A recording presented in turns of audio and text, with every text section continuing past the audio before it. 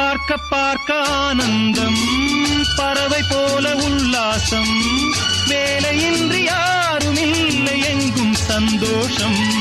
வெறும் பேச்சு வெட்டி கூட்டம் ஏதுமில்லை இந்த ஊரில். கள்ளம் கபடம் வஞ்சகமின்றி கண்ணியமாக ஒற்றுமை உணர்வுடன் வாழும் சிங்கப்பூர். அக்கரை சீமை அழகினிலே மனமாட கண்